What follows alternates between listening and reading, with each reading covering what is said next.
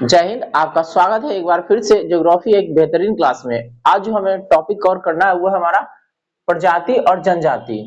भारत में ना तरह तरह के जाति और प्रजाति रहते हैं, जिसका डिटेल अध्ययन करेंगे और जानेंगे यहाँ से आपके लिए क्या प्रश्न बनता है। जाति और जनजाति से जो भी एक भी प्रश्न बनता है वो आज आपका छूटेगा नहीं, अगर आप इसको पूरी तरह से देखेंगे तो।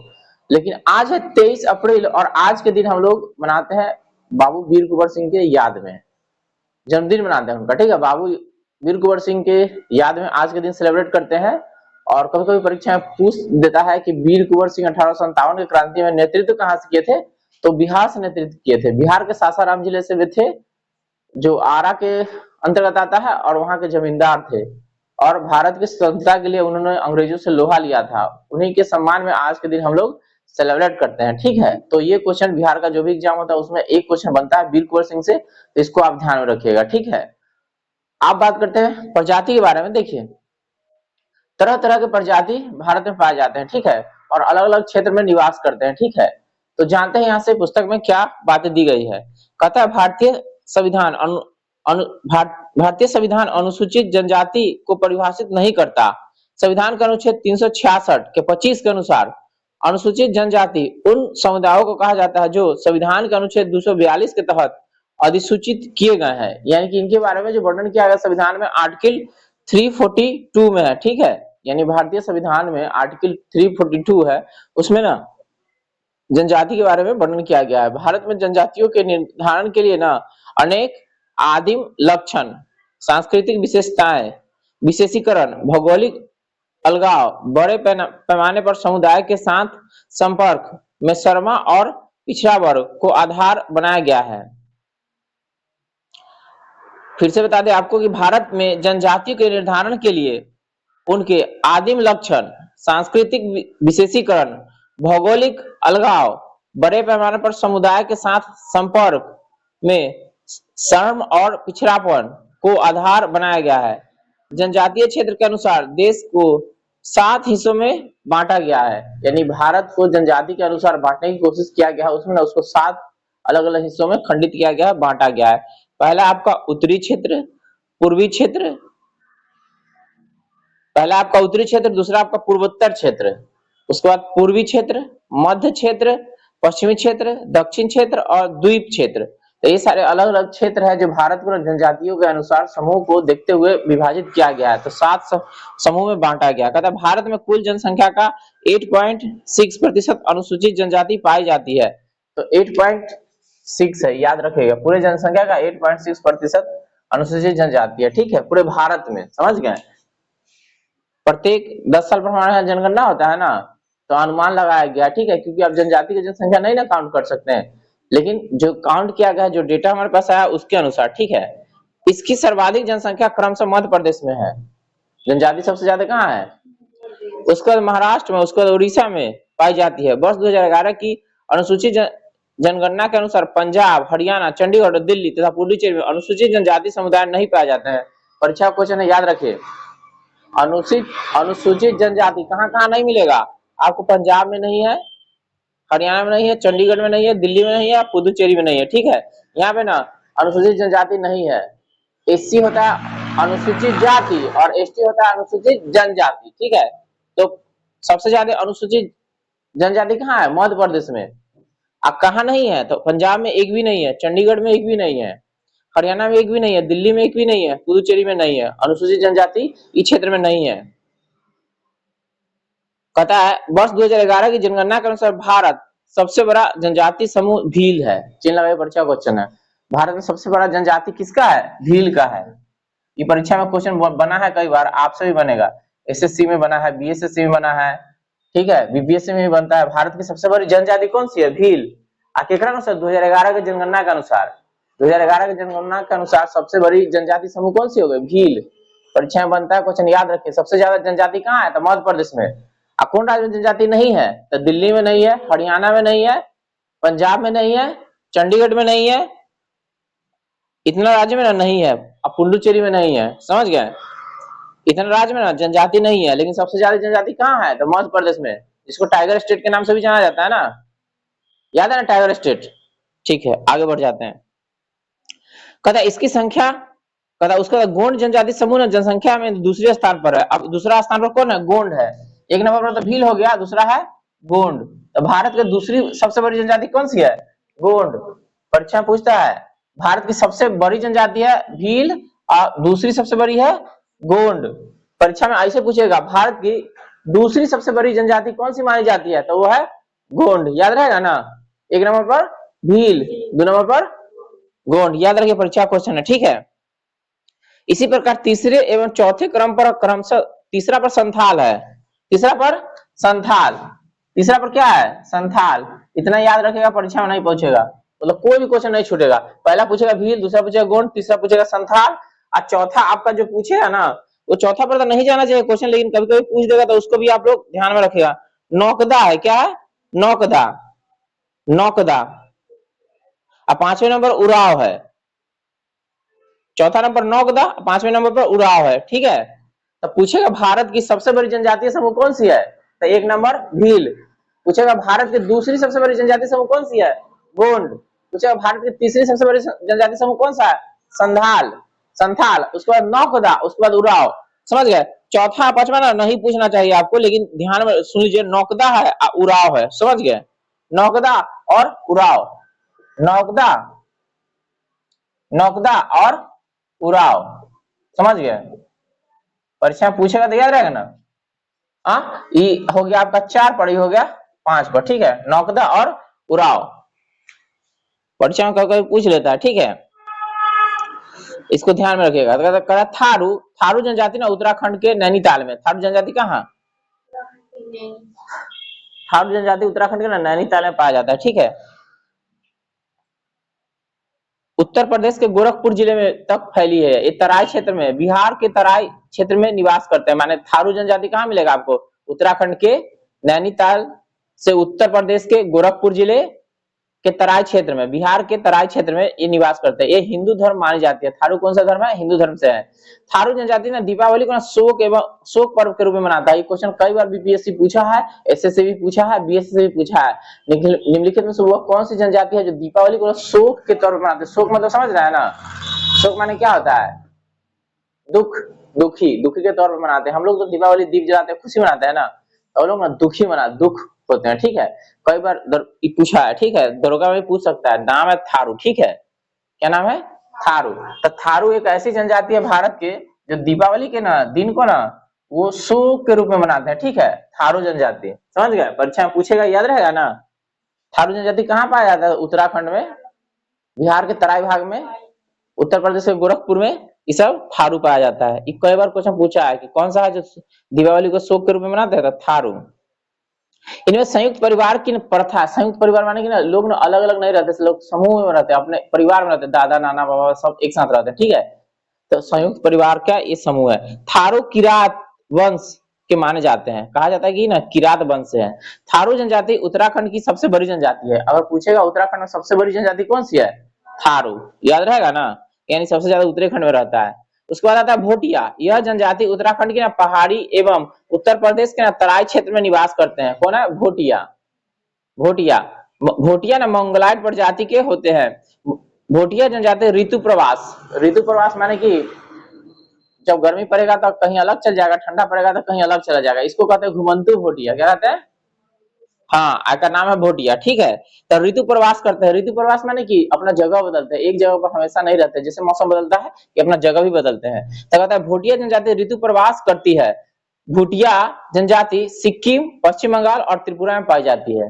माने कि जो राज्य है जिसमें पाया जाता है वो है आपका सिक्किम, उसके बाद पश्चिम बंगाल और त्रिपुरा में भोटिया जनजाति पाए जाते हैं। भोटिया को ही भूटिया कहते हैं, ठीक है। उसके बाद जौनसारी, जौनसारी उत्तराखंड में ना अस्थायी निवास, माने एक जगह रहते हैं जौनसारी, ठीक है। तो जौनसारी उत्तराखंड के स्थायी निवासी करने वाले कृषक जनजाति है। माने जौनसारी है ना खेती करता है, जौनसारी खेती करने वाला जनजाति है। यह जनजाति उत्तर प्रदेश में पाई जाती है। इसमें ना बहुपति विवाह प्रथा चली है। बहुपति माने कि एगो पत्नी के ना कई गो पति होते, ठीक है। तो पूछेगा बहुपति विवाह, बहुपति या बहु विवाह प्रथा किसमें चलता है सबसे ज्यादा? तो जौनसारी में, यानी एगो पत्नी के ना कई सारे पति होंगे, ठीक है। उसको कहते हैं बहुपति विवाह प्रथा। इतने चला देते समाज में तो सब खुश, ठीक, समझ गए? तो बहुपति क्या है, मतलब पत्नी ही सारा काम करती है, ठीक है, जिम्मेवारी लेती है। तो पूछेगा आपको निम्नलिखित में से किस जनजाति में बहुपति विवाह प्रथा फेमस है या होती है, तो जौनसारी है। बहुपति प्रथा विवाह का प्रचलन किस जनजाति में है, तो जौनसारी। उसके बाद आपका बुक्सा, यह जनजाति ना उत्तराखंड के ना देहरादून, नैनीताल एवं पौंडी गढ़वाल जिले में मुख्य रूप से तथा उत्तर प्रदेश के कुछ भागों में ना पाई जाती है। बुक्सा जाति का नाम है बुक्सा। इन जनजातियों में ना अनुलोम व प्रतिलोम विवाह प्रचलित है। बुक्सा जनजाति राजपूत वंश से संबंधित है। अनुलोम प्रतिलोम ना विवाह का एक पद्धति है, ठीक है, जिसके बारे में विवाह का चर्चा करेंगे ना, 8 प्रकार का विवाह है ना, तो उसमें आपको बताएंगे। तो आपको यहाँ से क्वेश्चन पूछेगा कि निम्नलिखित में से किस जनजाति में अनुलोम व प्रतिलोम विवाह प्रचलित है। अनुलोम भी होता है और प्रतिलोम भी होता है, ठीक है। तो जब विवाह के बारे में डिटेल्स पढ़िएगा ना तो जान लीजिएगा, चाहे आपका जो सीनियर व्यक्ति होंगे ना, जिसको बहुत मानते होंगे, पूछेगा अनुलोम और प्रतिलोम विवाह क्या होता है, तो बता देगा। विवाह का ना एक पद्धति है, ठीक है। उसके बाद राजी, यह जनजाति ना उत्तराखंड एवं उत्तर प्रदेश में पाई जाती है। स्थानीय रूप में इन्हें बनरौत या बनरावत भी कहा जाता है।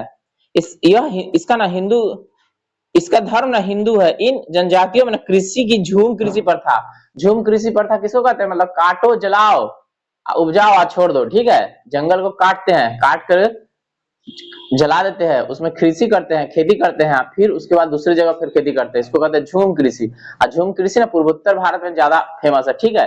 जंगल को काट के जला देते हैं, उसके बाद उसमें अनाज बो देते हैं, अनाज हो जाता है ना, तो काट लेते हैं फसल, और उसके बाद फिर अब दूसरी जगह पे चलेंगे, ठीक है। दूसरे जंगल को काटेंगे, फिर उसको खेत बनाएंगे, खलिहान बनाएंगे, अब फिर इस तरह से चलते रहता है। इसको कहते हैं झूम कृषि। क्या कहते हैं, तो पूछेगा भारत में झूम कृषि किधर फेमस है, पूर्वोत्तर भारत में, ठीक है। झूम कृषि ज्यादा कहाँ होता है, पूर्वोत्तर भारत में। तो ये लोग ना झूम कृषि करता है, ठीक है। झूम कृषि का एक पद्धति है, ठीक है, जो राजी जनजाति करते हैं, ठीक है। उसके बाद खरवार और खैरवार जनजाति उत्तर प्रदेश के ना देवरिया, बलिया, गाजीपुर, वाराणसी एवं सोनभद्र जिले में ना निवास करते हैं। नाम है खरवार। इसको खरवार को ही कहते हैं, खरवार को ही खैरवार कहते हैं, खरवार को ही खैरवार कहते हैं, जनजाति है। ये स्वभाव से ना अत्यंत क्रोधी एवं शारीरिक रूप से ना मजबूत होते हैं। बहुत गुस्सा में रहता है खरवार, समझ गए, बहुत गुस्सा में रहता, क्रोध में रहता है। यह उत्तर प्रदेश की दूसरी बड़ी जनजाति है। यह बिहार, पश्चिम बंगाल, झारखंड एवं उड़ीसा में भी पाया जाता है खरवार। उसके बाद पढ़ना आपको गद्दी के बारे में। देखिए गद्दी के बारे में, यह जनजाति हिमाचल प्रदेश, जम्मू कश्मीर, लद्दाख में निवास करती है। धौलाधर श्रेणी में गद्दी जनजाति प्राचीन जनजाति है, जिसकी ना जनसंख्या 1.5 लाख से अधिक है। गद्दी स्वयं को ना गढ़वाल, मतलब राजस्थान में गढ़वाल है, गढ़वाल शासकों के वंशज मानते हैं। इतिहास पढ़िए गढ़वाल के बारे में, गढ़वाल राजा के बारे में, गढ़वाल के बारे में पढ़ा है, ध्यान में नहीं होगा, तो वो ना कहते हैं कि हम ना गढ़वाल के वंश से है, ठीक है, गढ़वाल के वंश है गद्दी। कहता है धौलाधर श्रेणी के मुख्य जनजातियों में गद्दी, लद्दाखी, गुर्जर, बकरवाला, लाहौरी, बाड़ी आदि प्रमुख है। उसके बाद पढ़ना आपको गोंड के बारे में, ठीक है। एक गोंडवाना लैंड के मूल निवासी है, जिस कारण इन्हें गोंड कहा जाता है। गोंडवाना लैंड पढ़ा है ना, भारत के दक्षिणी भाग गोंडवाना लैंड का हिस्सा है। तो कहता है कि गोंडवाना लैंड के ना मूल निवासी है, ठीक है, गोंडवाना लैंड के मूल निवासी है। तो गोंडवाना लैंड से बन गया गोंड जाति। क्या बन गया, गोंड जाति। यह जनजाति समूह बिहार, पश्चिम बंगाल, झारखंड, महाराष्ट्र, छत्तीसगढ़, मध्य प्रदेश, उत्तर प्रदेश, उड़ीसा, कर्नाटक, आंध्र प्रदेश, तेलंगाना, गुजरात में पाई जाती है। ये लोग मुख्यतः ना आखेट मछली पर निर्भर है, मतलब आखेट करना मतलब शिकार करना और मछली पकड़ना। तो ये लोग शिकार करते हैं और मछली मार के खाते हैं, ठीक है। इनका मुख्य पेशा है गोंड का शिकार करना और मछली मारना, ठीक है। तो शिकार करना, मछली मारना भी तो शिकार करना हुआ ना, ठीक है। तो इनका मेन पेशा क्या हुआ, शिकार करना है गोंड, ठीक है। शिकार करके अपना जीवन बिताते हैं। तो शिकार को कहते हैं आखेट। क्या कहते हैं, आखेट। परीक्षा में आ जाएगा तो खोजते रहिए आखेट माने की होले। आखेट मतलब शिकार करना, इसका मुख्य पेशा हुआ। गोंड जनजाति ना स्थानीय कृषि भी करती है, माने एक जगह रुक करके खेती का काम करना। स्थानांतरित कृषि, जैसे झूम कृषि जैसे है ना, उसी तरह से ये ना स्थानांतरित कृषि है। मतलब यहाँ पे खेती की कुछ दिन अलग खेती किए, कुछ दिन अलग खेती, इसको कहते हैं स्थानांतरित कृषि। माने एक जगह खेती नहीं करना, बदल बदल के खेती करना स्थानांतरित कृषि है, ठीक है, ठीक है। तो गोंड लोग क्या करते हैं, स्थानांतरित कृषि करते हैं। स्थानांतरित गोंड लोग कम वस्त्र पहनते हैं, कम मतलब कम, बहुत कम, शरीर पर हल्का वस्त्र पहनते हैं, ठीक है। कम मतलब कि ज्यादा नहीं, खाली ऊपर नीचे हो गया। परंतु स्त्रियां को आभूषण पहनने का ना बड़ा शौक होती है। इन लोग का इतना मोट मोट के गर्दन पहन रहेगी, गोर में हाथ में इतना मोट मोट के पहन लेता है। गोंड जनजाति की जो स्त्री है ना से आभूषण पहनती है, और गोंड जाति में ना कम वस्त्र का इस्तेमाल करते हैं। ठीक है, ब्लाउज पहन लिया हो गया, नीचे का चोली पहन लिया हो गया। लेकिन महिला उतना पहनने के बाद सोना चांदी कति कति पहनने रहेगा शरीर में, जो उसको मन करता है पहन लेता है, लोहा भी पहन लेता है। शौक, इसे शौक की चीज है ना, शौक पालता है। ठीक है, तो कहता है आभूषण पहनने का बड़ा शौक है। वो कहा पशु बलि, इनकी ना महत्वपूर्ण प्रथा है। पशु पशु जो भी चीज हुआ उसको मार के खाएंगे, पशु बलि। ठीक है, तो कहता है इस पशु बलि किसमें फेमस है, तो गोंड में।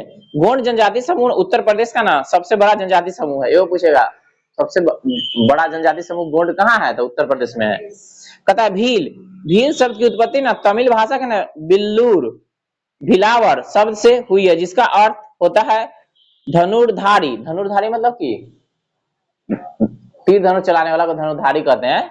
यह प्रोटो ऑस्ट्रेलियाई प्रजाति के है। यह जनजाति भारत में गुजरात, मध्य प्रदेश, छत्तीसगढ़, महाराष्ट्र, कर्नाटक, त्रिपुरा, आंध्र प्रदेश, तेलंगाना, राजस्थान में ना अधिवासित है, माने वहां रहते हैं। कहता भील की संस्कृति में ना घूमर नृत्य विशेष रूप से महत्वपूर्ण है। तो परीक्षा पूछता है कि घूमर नृत्य का संबंध कहाँ है, तो राजस्थान से। ठीक है, हाँ, तो ये लोग ना घूमर नृत्य ज्यादा करते हैं। ठीक है, नाम है इसका भील, इसी के अंतर्गत घूमर घूमर नृत्य आता है। ठीक है, समझ गए। उसके बाद संथाल, ये जनजाति मुख्यतः स्थान संथाल परगना क्षेत्र झारखंड। संथाल वो जगह है जो झारखंड में है, तो संथाल में ही ये लोग रहते हैं। इसका नाम है संथाल जनजाति। ये जनजातियां मुख्यतः संथाल परगना क्षेत्र झारखंड के निवासी हैं।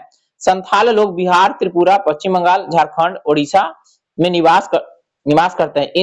इसकी शारीरिक रचना द्रविड़ लोगों से ना मिलती है। इसका मुख्य आहार न चावल है, यानी कि संथाल लोग क्या करते हैं, खेती में चावल उपजाते हैं। समझ गए। संथाल लोग मुख्य रूप से कहाँ पाए जाते हैं, झारखंड में संथाल। उसका तो मुंडा, मुंडा के बारे में पढ़े, बिरसा मुंडा। मुंडा यह जनजाति ना झारखंड, पश्चिम बंगाल, छत्तीसगढ़, मध्य प्रदेश, त्रिपुरा, उड़ीसा व बिहार राज्य में निवास करते हैं। मुंडा जनजाति अब अनेक त्योहार मनाती है, जिसमें ना मांगे त्योहार के नाम है उनका, मांगे, फागु, कर्मा, सरहुल, सोहराई प्रमुख है। सरहुल त्योहार मार्च अप्रैल में मनाया जाता है। सरहुल त्योहार क्या मनाया जाता है, मार्च अप्रैल में। तो मार्च अप्रैल चल रहा है ना के दौरान मनाया जाता है। यह ना एक तरह का ना फूलों की त्योहार है। सरहुल त्योहार में फूलों का त्योहार है, फूल का इस्तेमाल करते हैं उसमें मुख्य रूप से। ठीक है, उसके बाद पढ़ना है आपको कोरबा के बारे में। कहता कोरबा जनजाति मुख्यतः झारखंड एवं छत्तीसगढ़ में पाई जाती है। यह जनजाति मुख्यतः जंगली कंदमूल एवं शिकार पर निर्भर करती है। कंदमूल क्या होता है, पेड़ पौधे का जड़ी बूटी इकट्ठा करना ही कंदमूल हुआ। ठीक है, खाने के लिए रूप में करे, तो औषधि के रूप में करे। ठीक है, उसको बेचे तब तो उनको पैसा होगा। तो इनका मेन काम है कंदमूल को इकट्ठा करना और कंदमूल का इकट्ठा करना और कृषि करना। ठीक है, शिकार भी कर देते ये। ठीक है, किसके बारे में पढ़ा रहे हैं हम आपको, कोल के बारे में। कोल के बारे में पढ़ा रहे हैं कि दूसरा के बारे में, कोरबा के बारे में पढ़ा रहे हैं ना। तो कोरबा लोग ना जंगली कंदमूल इकट्ठा करते थे और शिकार करते थे। ठीक है, कुछ कोरबा कृषि भी करते थे। ठीक है, अब आपको पढ़ना कोल के बारे में। कोल जनजाति बिहार, झारखंड, उड़ीसा, छत्तीसगढ़, मध्य प्रदेश, महाराष्ट्र के में ना मुख्यतः निवास करते हैं कोल जनजाति। ठीक है, इनका प्रमुख काम है कृषि।